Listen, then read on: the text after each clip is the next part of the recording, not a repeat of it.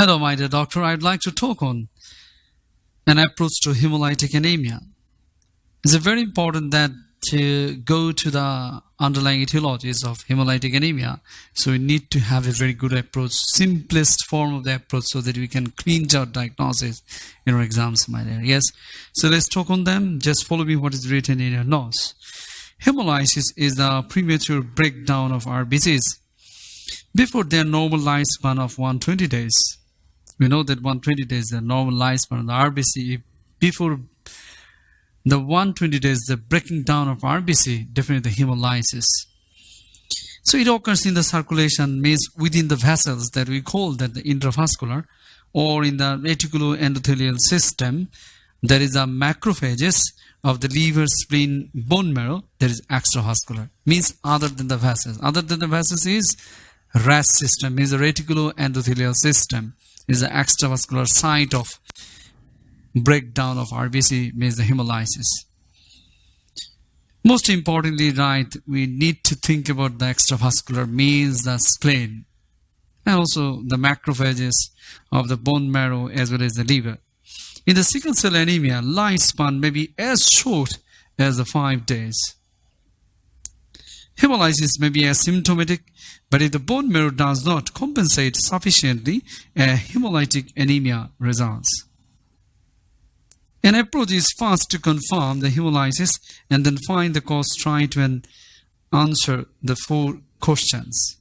The approach is that we need the 4 important questions so that we can reach the diagnosis of the hemolytic anemias. So first question, is there increased red cell breakdown? Increased red cell breakdown, is there any evidences? This is evidenced by the red cell breakdown leading to, of course, the anemia with normal or raised MCV, means normocytic or maybe the macrocytic. Increased bilirubin, that should be definitely the unconjugated hyperbilirubinemia from heme breakdown, that is called the prehepatic jaundice. Increased urinary urobilinogen, no urinary conjugated bilirubin, and increased serum lactate dehydrogenase, that is the LDH, as it is released from the red cells. Second question, is there increased red cell productions? Yes, that will be evidenced by the raised reticulocytosis causing the raised MCV, because the reticulocytes are large immature RBCs and there will be the polychromasia. Third talk, that is the hemolysis mainly extra or intravascular? Extravascular hemolysis may lead to the splenic hypertrophy and of course the splenomegaly.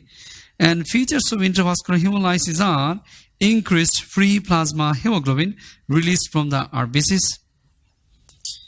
Methemyalbuminemia, some free hemoglobin is broken down in the circulation, produce hemoglobin, and heme combines with the albumin to make the methemyalbumin. Reduced plasma haptoglobin mops up free plasma hemoglobin then removed by the liver. Hemoglobinuria causes the red-brown urine in the absence of red blood cells.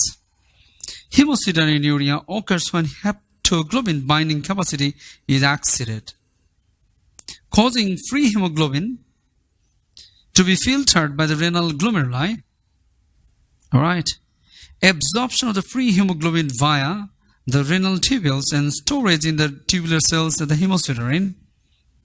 And this is detected in the urine in sloughed tubular cells by the Prussian blue staining.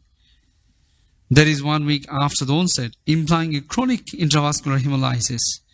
And number 4, what is the underlying etiologies, means why is there hemolysis?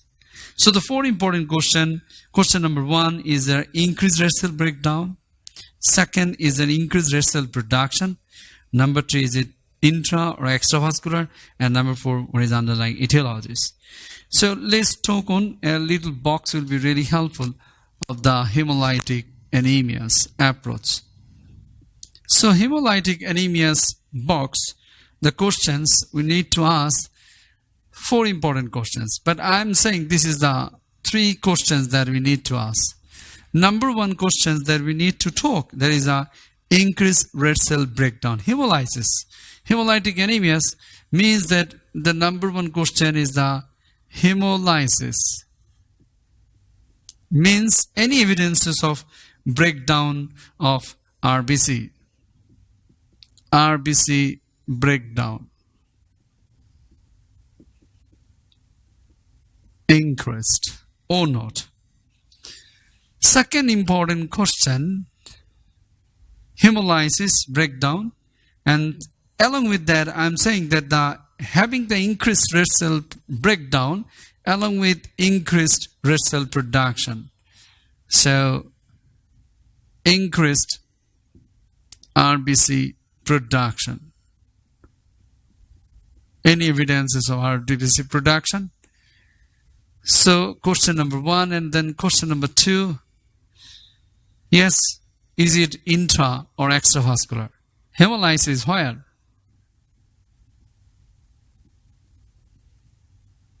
Number 3, why? So if I'm asking the hemolysis means if it is really hemolysis or not. So what, where, and why? These 3 important questions for our life as well. Yes. So we need to think about that. So what means is it really hemolysis? Means increased red cell breakdown, and also simultaneously because the peripherally red cell breakdown is happening, so bone marrow is producing more and more red cells or not. This is very important. And second is the where is going on? Is the intra or extravascular, and why? What is the underlying etiologies? So the red cell production, yes, once again, means the breakdown. Of course, RBC produced, that definitely the hemoglobin will be reduced. Means anemia. So we can write the anemia. And usually that will be the normocytic or macrocytic. So the MCV may be normal, may be arrow up. Next point, of course, the hemoglobin, and most importantly the bilirubin levels will be high, and that definitely the unconjugated bilirubin.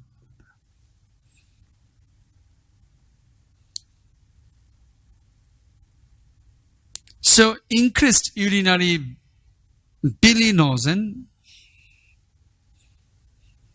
plus increased urinary bilinogen, not the urinary conjugated bilirubin, increased urinary bilinogen plus increased LDH, serum lactate dehydrogenase level.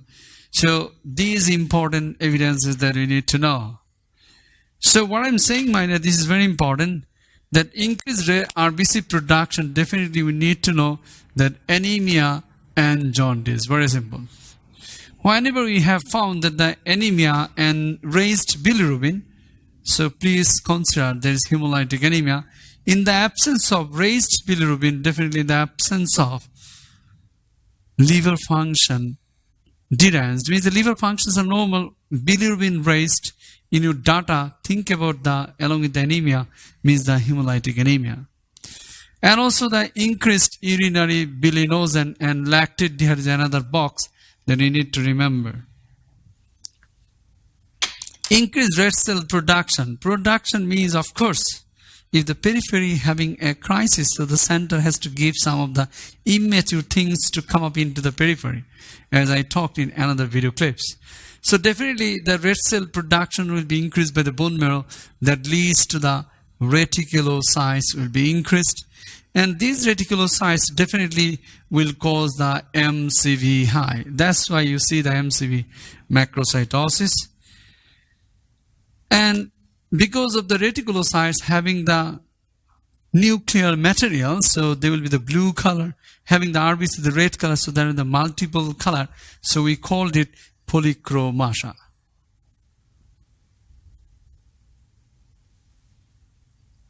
All right.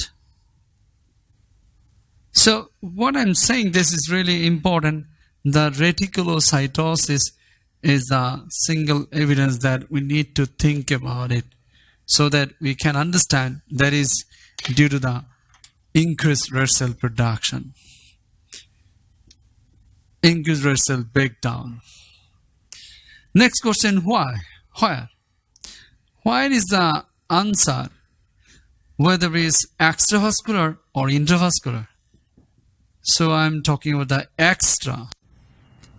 extravascular, other than the vessels, the breakdown happening definitely the spleen. Alright, spleen will be enlarged. So extravascular means the spleen, means the splenomegaly will be the features of extravascular hemolysis. In contrast, intravascular means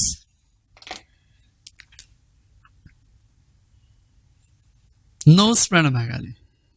So intravascular hemolysis, then I'd like to talk a little bit further.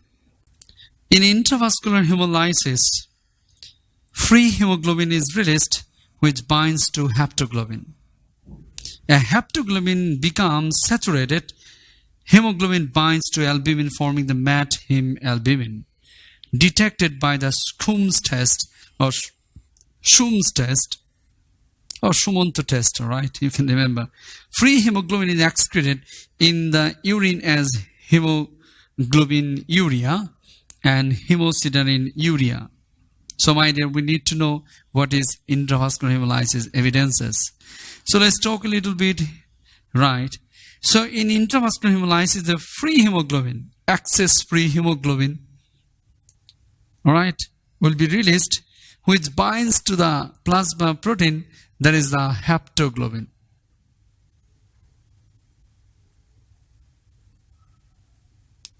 So in intravascular hemolysis, the free hemoglobin, I am writing the free hemoglobin binds with the haptoglobin, serum haptoglobin, and this leads to the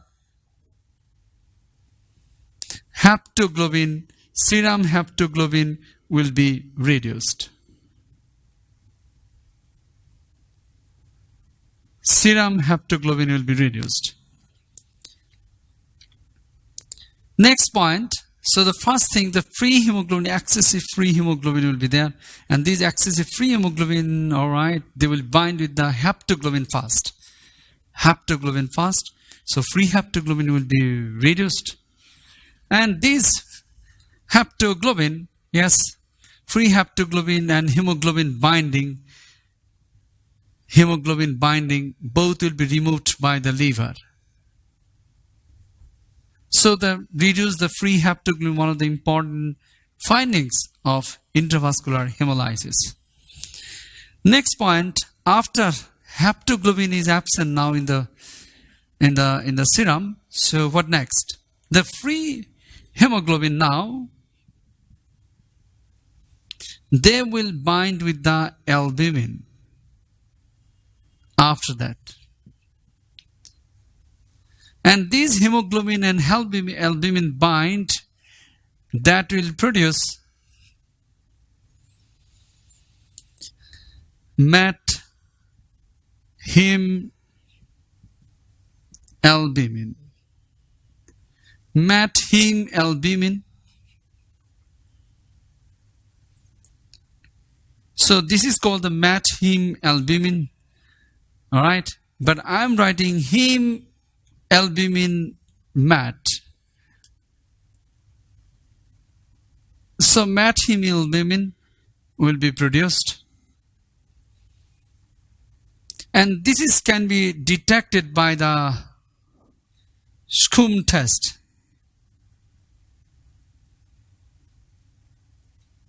So I'm saying the Schum's test, hem MAT albumin or hem albumin is detected by the Schum's test.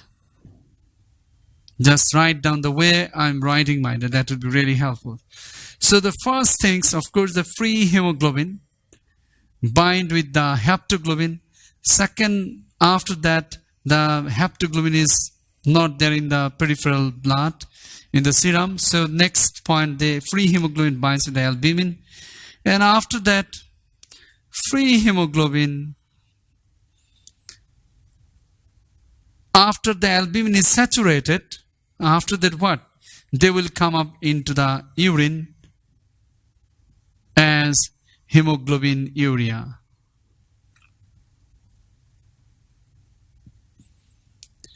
After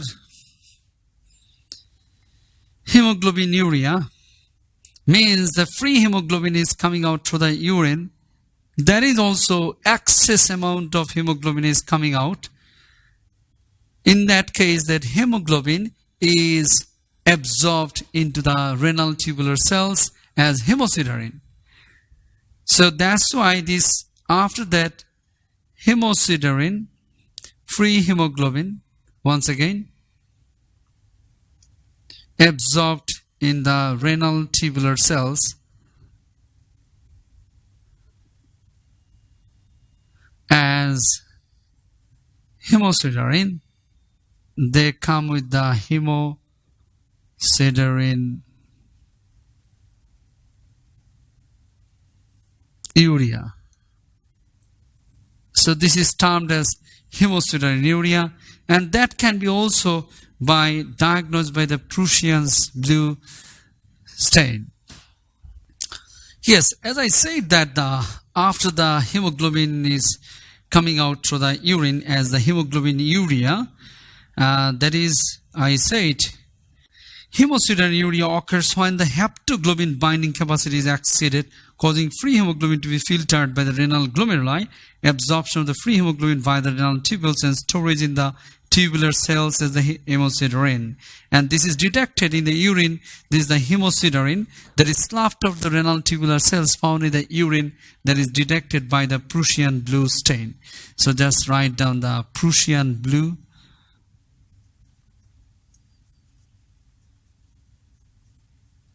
stain. That is also important, my dear.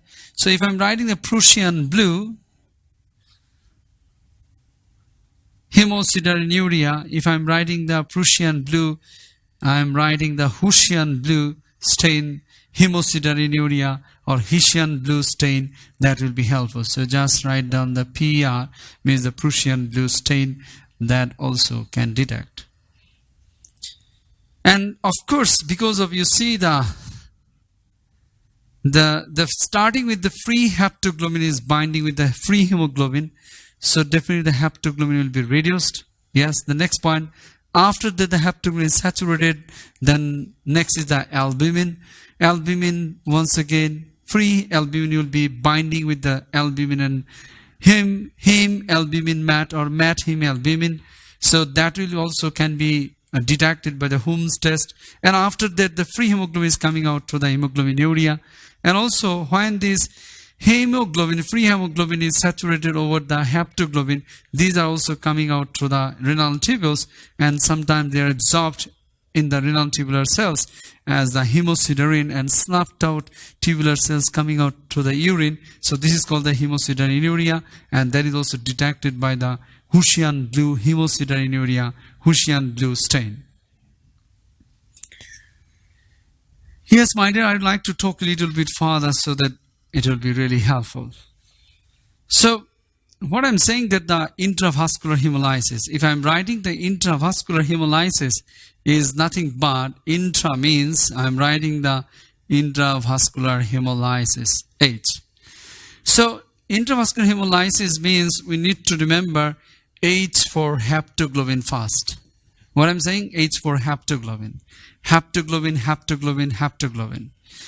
And then haptoglobin, then albumin. That we need to remember albumin. Second talk, albumin. And third, you see the two urine box here that we need to remember. So what I said, yes, that the hemoglobin urea as well as the hemosiderin urea. So summary talk, we need to remember the haptoglobin reduced and heme albumin mat.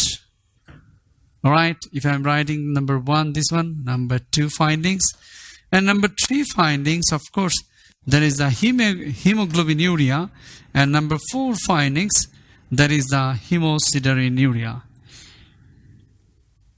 So the two findings in the blood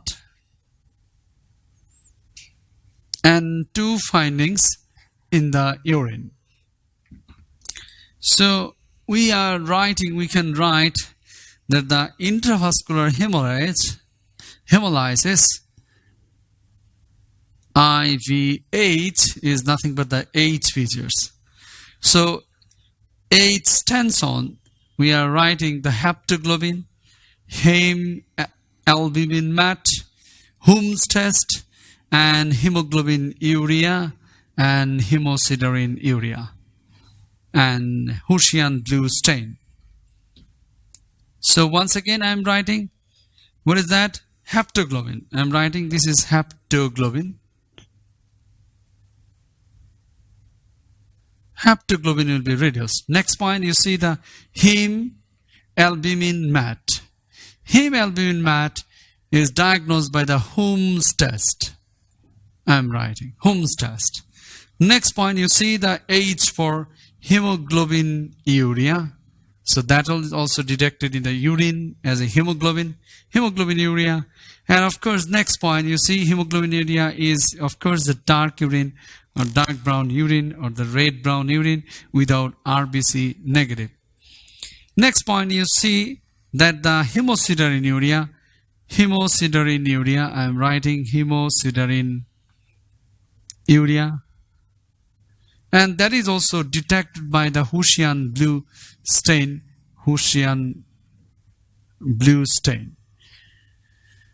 So this is the box for the intravascular hemolysis. Yes, my dear, H. So 2H findings here and 2H findings in the urine. Intravascular hemolysis. So the summary talk of the hemolytic anemias, my dear, there is a 3 questions that we need to know. That is what, number 2, where, and number 3, why. Means the what is the underlying etiologies. So what, why, what is the breakdown? Means the hemolysis. Yes, hemolysis means hemoglobin and bilirubin. Remember, means anemia and jaundice. If you're writing, of course, anemia and jaundice in the absence of LFT deranged, of course, think about hemolytic anemia, along with, of course, the urinary bilinogen as well as the LDH is another bundle pack. Next point, increased red cell production means reticulocytosis is a single talk that we need to remember. Next point, the where means the extravascular hemolysis. If you can write the EVH, extravascular hemolysis means the spleen, means the splenomegaly. In contrast, intravascular hemolysis means the 4H, that we can remember the 4H findings. So haptoglobin reduced, then heme albumin mat. Next point, hemoglobin urea and hemosiderin urea. Heme albumin mat is Hume's test or Hume's test. And next point, hemosiderin urea is once again Hessian blue stain. Yes, my dear. So these are the important points of the hemolytic anemias. And I would like to talk on now the why, means the what is the underlying etiologies. Yes, I would like to discuss on that. Yes, my dear doctor, I would like to talk on the why. Why is the hemolytic anemia? Means what is the underlying etiologies. Yes, follow me what is written in the notes. The causes of hemolytic anemia. The acquired causes that are divided into the immune and non-immune causes. Immune-mediated and direct anti-globulin test positive, that is the Hume test. Drug-induced causing formation of the RBC autoantibodies from binding to RBC membranes, penicillin, or production of immune complexes like the quinine. Autoimmune hemolytic anemia, that AIHA, mediated by autoantibodies causing mainly extravascular hemolysis and spherocytosis, classify according to optimal binding temperature to RBCs. Warm autoimmune hemolytic anemia, that is IgG mediated binded body temperature, treatment steroids or immunosuppressants without splenectomy. Cold autoimmune hemolytic anemia, that is IgM mediated binded low temperature, that is less than 4 degrees centigrade, activating cell surface complement causes a chronic anemia made worse by cold, often with the renals and acrocyanosis. Treatment: keep warm. Chlorambucil may help. Causes: most are idiopathic. Secondary causes of warm autoimmune hemolytic anemia include, there is a lymphoproliferative disease like the CLL lymphoma, drugs, and autoimmune diseases. SLE, cold autoimmune hemolytic anemia, may follow the infection like the Mycoplasma Epstein-Barr virus. Paroxysmal cold hemoglobinuria is seen in the viruses or syphilis. It is caused by Donat-Landsteiner antibodies sticking to the RBCs in the cold, causing self-limiting complement-mediated hemolysis or rearming. Isoimmune, acute transfusion reaction, and hemolytic disease of the newborn. Yes, so the immune-mediated and DAT test positive, number 1, the drug-induced, number 2, autoimmune hemolytic anemia, and number 3, there is a paroxysmal cold hemoglobinuria. So let's make a box, all right? So number 1, the why, the underlying etiologies, if we are writing the etiologies, so yes, we are writing A, that is the immune-mediated. So immune-mediated, once again, we put number 1, that is the drugs. So drug-induced, and second, number 2, that is the autoimmune hemolytic anemia, and number 3, there is a paroxysmal cold hemoglobinuria, so PCH. A small box of the paroxysmal cold hemoglobinuria is seen in the viruses or syphilis, and it is caused by the Donat-Landsteiner antibodies sticking to the RBCs in cold, causing self-limiting complement-mediated hemolysis on rearming. So once again, we need two important points, that is the PCH, it says the C for cold. We need these ones cold. So the box for the cold, so the rule of C, so what I'm saying that the donut, I'm changing the Donat-Landsteiner. The name that we need to remember, Konat means the Donat-Landsteiner. All right, if we put the D, Donat-Landsteiner antibodies, that will be because of the cold, of course, that we need to write down the colds. And this is self-limiting complement-mediated hemolysis on rearming. So complement-mediated. So just write down the complement-mediated. So the paroxysmal cold hemoglobinuria, there is a Donat-Landsteiner cold complement. These 3 important box that we need to remember for basically for the PCH. All right. So immune-mediated, basically they are the DAT test positive. So this is the immune-mediated. Next point, number B. All right. In your notes, just follow me. DAT test or Coombs test is a negative autoimmune hemolytic anemia. There's 2% of all autoimmune hemolytic anemia. Autoimmune hepatitis B and C, post-flu and other vaccination, drugs like piperacillin and rituximab. So you can write that is the DAT test negative. Yes. Autoimmune hemolytic anemia, DAT test negative, or Coombs negative autoimmune hemolytic anemia. So it's a small box will be here. So the DAT negative autoimmune. So small box would be really helpful. A single example should be helpful. That is the autoimmune hepatitis as well as hepatitis B and C. Hepatitis B and C, autoimmune hepatitis B and C, and some of the vaccinations that is written, and some drugs like piperacillin and rituximab. Just remember the DAT negative autoimmune hemolytic anemia. And next, number B. All right, I'm saying that In your notes, it is written the 3 microangiopathic hemolytic anemia. MAHA, a mechanical disruption of the RBCs in the circulation causing intravascular hemolysis and cystocytes. Cysto means the broken, cyte means cells. Causes include the hemolytic uremic syndrome, HUS, and TTP, DIC, preeclampsia, and eclampsia. Treat the underlying disease, transfusion, or plasma exchange may be needed. So yes, my dear, I put the immune next point that I am putting, that is the MAHA, microangiopathic hemolytic anemia. So it's a separate entity, that is the microangiopathic hemolytic anemia. MAHA just equal to, you need to write down that the hemolytic uremic syndrome, TTP, and preeclamptic toxemia. So the way I'm writing, my dear, just write them down, that will be helpful. TTP, these 2 bundle packs that we need to remember, and also the DIC, and also the preeclamptic toxemia, as well as the eclamptic toxemia.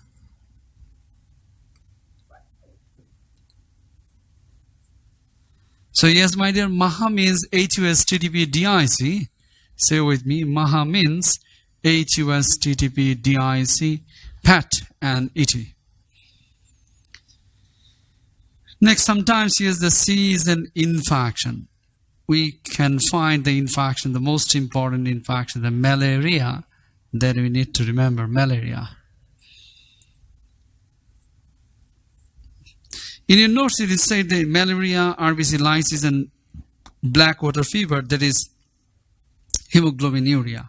So malaria, in malaria we are getting the hemoglobinuria. Just make a box. Black water fever, right? Number 5 in your notes, you see the paroxysmal nocturnal hemoglobinuria, that is the PNH.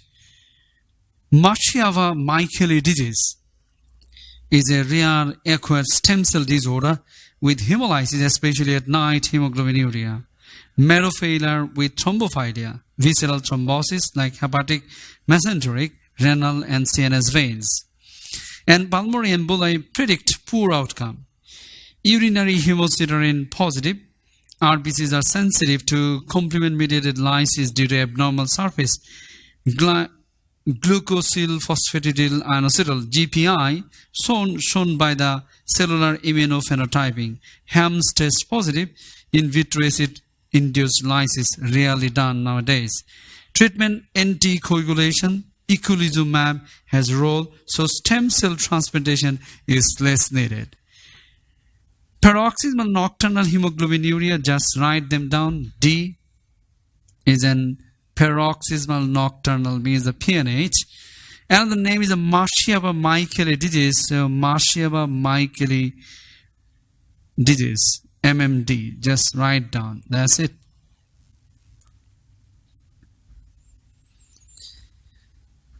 And now follow is written that hereditary is the defect in the RBC enzymes, red cell membranes, or hemoglobin. Enzyme defects, that is the glucose 6-phosphate dehydrogenase, we called it G6PD8 deficiency, my dear. X-linked is the chief RBC enzyme defect, means the most common enzymatic defects affecting 100 million, mainly males in Mediterranean, Africa, G6PD-A, Middle East, Middle or Far East, like G6PD Canton is the main variant in China. Most are asymptomatic but may get oxidative crisis due to the reduced glutathione production precipitated by drugs like the primaquine, sulfonamide, aspirin. Exposure to Vivo Vicia fava, that is the broad beans or favism or illness, in attacks there is rapid anemia and jaundice. Film, bite, and blister cells. Diagnosis enzyme assay after 8 weeks after the crisis, as the young RBCs may have enough enzymes, so results may seem normal. Treatment avoid precipitants like henna, transfuse if severe. Next is the pyruvate kinase deficiency. There is the autosomal recessive once again. Reduced ATP production causes reduced RBC. Survival homozygotes have neonatal jaundice, later hemolysis with splenomegaly with or without jaundice. Diagnosis done by the enzyme assay. Treatment often not needed. Splenectomy may help. Yes, my dear, so the enzyme defects. And next point, number 2, is saying that the membrane defects. Membrane defects all are Coombs negative. All need folate. Splenectomy helps some. Hereditary spherocytosis, autosomal dominant, prevalence 1:300, less deformable spherical RBCs, so trapped in the spleen, there is the extravascular hemolysis. Signs: splenomegaly, jaundice. Diagnosis: mild hemoglobin greater than 10 gram per liter and reticulocytes less than 6%. Film and increased bilirubin, gallstones, hereditary erythrocytosis, autosomal dominant, mostly asymptomatic, somewhat protects from malaria. 10% display a more severe phenotype, that is death in utero. Hereditary ovulocytosis and stomatocytosis are rare, referred to hematologist. And hemoglobinopathies are the sickle cell disease and thalassemia. Yes, my dear. So I'd like to talk, right? So the causes means the etiology, means the causes that we are discussing here of hemolytic anemias. So the causes that A, B, C, D that already we discussed, they are basically the acquired causes.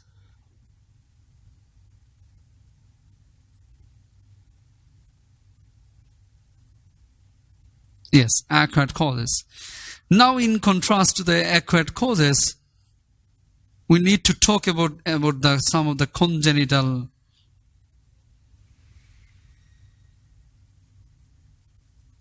causes. Congenital causes. So congenital causes of RBC, if you can think about the red cells. So the red cells having the membrane. So we can start with the membrane from outside to inwards, then the hemoglobins, and then the core effects, that is the enzymes. So what I'm saying, from outside to inwards, membrane defect, then the hemoglobinopathies, then the enzyme defects. So yes, once again we can write A, that is the membrane defects. Membrane defects means the hereditary spherocytosis. We must remember hereditary spherocytosis. And number B, once again, there is the enzyme deficiency.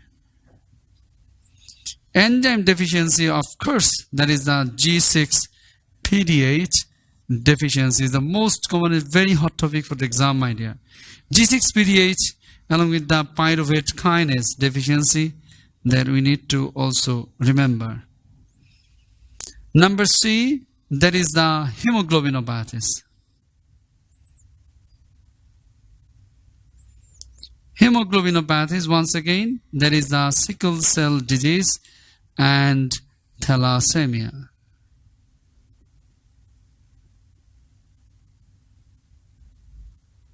So this is the important box of why the underlying etiologies, why this is happening, of all causes of hemolytic anemia. So the approaches of hemolytic anemia, I'd like to talk the summary box so that it will be helpful. Starting with that, you see that we start with the 3 questions. What, where, and why? What means the evidence of RBC, increased RBC production and increased RBC breakdown. Hemolysis, breakdown of RBC, and compensatory RBC production altogether. Next is the where. Why is it extravascular or intravascular? Third is then causes. Causes are, big causes are the acquired causes, and second causes is then congenital causes. acquired causes that we put into this box, and congenital causes next box. So yes, once again, the acquired causes, we put the DAT test positive, that is the immune causes, the drugs, and autoimmune hemolytic anemia, the most important things that we must remember. Next point, you see the MAHA, microangiopathic hemolytic anemia. And next point, you see the infections, malaria, and also the PNH that we need to remember, or Marsheva-Micheli disease that we need to remember. So what I'm saying that immunes are autoimmune hemolytic anemia, of course, that is the autoimmune hemolytic anemia, you see, that is the DAT test positive, and MAHA, malaria, MMD, MAHA, malaria, MMD. Yes, in other ways that we can remember all the acquired causes. PNH, MMD, Marsheva-Micheli disease, malaria, hemoglobinuria, MAHA, HOS, TTP, DIC, PAD, and ET. And small disease here, you see the PCA is the cold, then Conat or Donat-Landsteiner antibodies, then cold and complement-mediated hemolysis also. So once again, the acquired causes are autoimmune hemolytic anemia, MAHA, malaria, MMD, MAHA, malaria, MMD. So this is the box. Next point, you see the congenital disorders. There are the membranes. There is the hereditary spherocytosis. Enzyme is the G6PD and pyruvate kinase. And hemoglobinopathies are sickle cell disease and thalassemia. So the summary talk, my dear, what, where, and why, acquired and congenital, and what is the summary talk? There is the anemia and jaundice, along with hyperbilirubinemia, you see the jaundice, and also the urinary bilirubin, as well as the serum LDH. And reticulocytosis is the production of the RBC compensatory more and more production, and where extravascular spleen, intravascular 4H. And etiologies are acquired and congenital. I hope that, my dear, these hemolytic anemias approaches are tremendous helpful in your preparations. Thank you very much.